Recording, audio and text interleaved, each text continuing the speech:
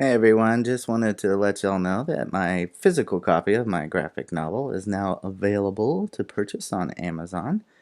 There's also the ebook form, but it's finally done. I'm excited. Finally got the physical copy ready to go.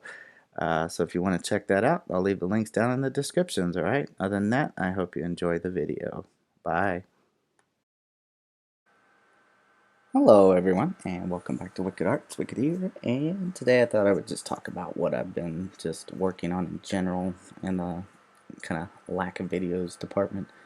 I'm still currently working on my graphic novel, which that coupled with another job of doing a comic series, which you can see me working on here for a YouTuber named Christian Harloff for his Friday show called Capes and Cows. So if you're interested in just checking out his channel and his show and see the kind of content, and check out the comic book too if you wanted to, if you're interested after watching some of his shows. But it's just the Christian Harloff channel. If you go there, you can check that out. But I mean, really, that's what I've been working on. It's taken up quite a bit of time. I mean, like right now, this page is like page 22. It's probably going to end up being roughly 32 pages, so I still have like another 10 pages to go. But it's the final one in like a three-part series. I've already done two other comics for him, so it's just really been eating up a lot of my time. In which, of course, those jobs obviously need to come first, because I just use YouTube more as a hobby. But yeah, so when I'm done with it, I'm going to start doing more tutorials again, because then I just have my own comic to worry about, and I can just dedicate a day to doing tutorials for the channel. Just be patient with me if you're new to the channel. I used to do tutorials a bunch of times during the week, every day except for maybe Thursday. I would switch off and on. So if you're new, you can expect those back. If you've been here before or you're new, feel free in this video, because like I said, I'm going to start next week. I'm going to try to squeeze one or two in, um, just so that I can get some tutorial content back up for you guys. Leave a comment for me just so that I can have an idea what it is you're looking for or wanting to learn, or if maybe there was an old tutorial that I did, if you go down in the videos, that you want to just see me elaborate more on or do an updated version of, leaving me a comment really helps me too, not just for the channel, but just so I know what to make for everyone and what they want to see. So if you could do that for me, that would be awesome. It'd be very helpful to help me kind of plan some stuff out for you guys. But yeah, I just wanted to kind of just update y'all on why there's been a lack of content and what I've been working on, and why it's been so long without a tutorial video. I've just been kind of posting these time lapse just so I at least have something to show y'all, to show you that I am working on stuff, and it does eat up a lot of my time. So yeah, like I said, leave me comments and stuff too, so I know what to start prepping for you guys. And like I said, maybe I can squeeze a couple of them out next week. But other than that, I can go into kind of explaining what I'm doing in this particular video with just coloring the comics. Like I said, if you're new and you're just checking this out for the first time, those sound new, my process to you. If you've seen my other videos and you're not new, it may be a little bit the same. But basically what I've done is I've just kind of drawn everything. I have the foreground layer and the background layer separated.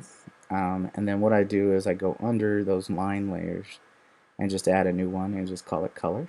And then I just kind of hand paint it in. Now I know there's a way to go in and just kind of select everything and just paint bucket fill, but sometimes I find it doesn't really fill it in all the way, and then it makes the lines too straight. Yada yada, just kind of, I don't know. I just kind of like the process of just kind of hand painting it all in. I know it seems crazy to other people because there's faster ways to do it, but that's just how I personally like to do it, is just to fill it in.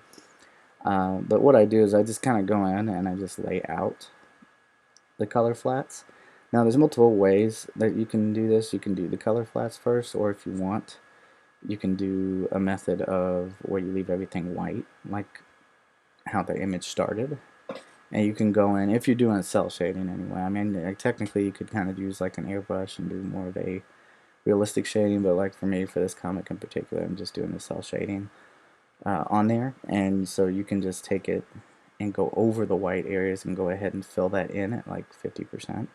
Or you can do the method like I'm doing, where I'm just kind of filling everything in first, and then I go back in and do all the colors for the background and the foreground, and put in a shadow layer above that. And that's what I'm going to do in this particular page.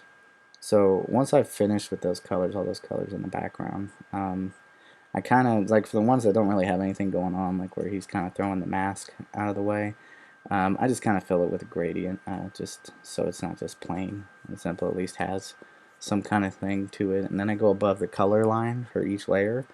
So like right now I'm in the background color layer, and I just kind of put a new layer above it, call it shadow, put it at 50%, and then I just kind of go in and paint in the shadows. For the background, I just kind of hand paint it in there because really not a whole lot of shadow work going on. And then because I wanted to do a quick selection for the shadow so I can take away the negative, I just kind of went around, like I took the panels away from the comic book to make sure that all the lines are closed off. And that way I can just select it with a magic wand tool, and then again go to that layer, create a new one, and then just create a shadow layer, put it at 50%. And then I'm also doing the glows first before I do the lights. So I add a new layer above the line layer, and just go in and add an inner glow and then an outer glow. And then you can obviously adjust that to whatever you want. But I tend to do a really light color, but then the color I want it to actually glow, I'll have that base color in the outer glow. And then I just go back to that shadow layer on the top, and I just start subtracting out the shadows of, where the light would be hitting. Again, if you're new to my channel, you may not know this about me, but if you aren't, you probably know what I'm about to say. I tend to do things that look more cool than 100% what's realistically accurate.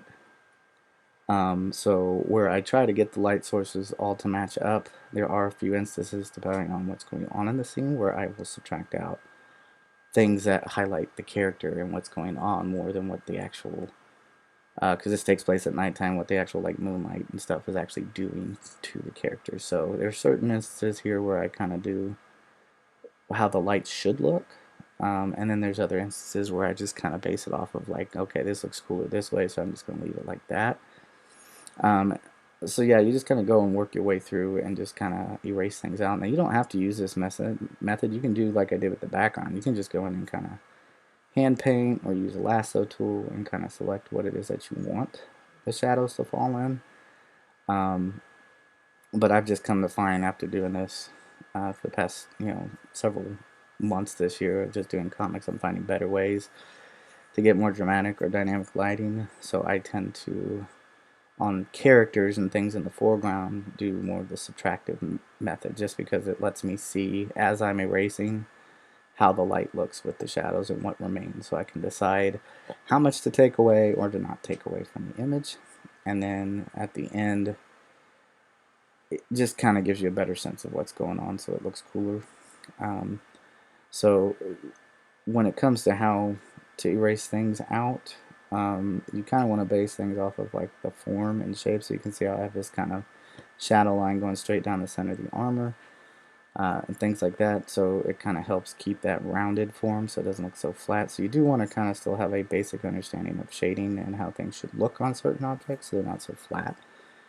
And then really thinking about how when a person's standing in the light, if their arm is like, his is on his hip, so how much of that sunlight's being blocked by the light that's shining on like the pouches and things like that. And then same thing with the face. Like you can see I'm doing here on this character, just kind of erasing out things that look like it's shaping the face more. So as I start erasing things out, the face starts to form more, then I can kind of judge, okay, well I need to bring that shadow back some, but I'm still going to delete out, what is going to make the light shine through more. So again, it just depends on the scene. Like if you're in a really dark room, you probably wouldn't be erasing out too much anyway.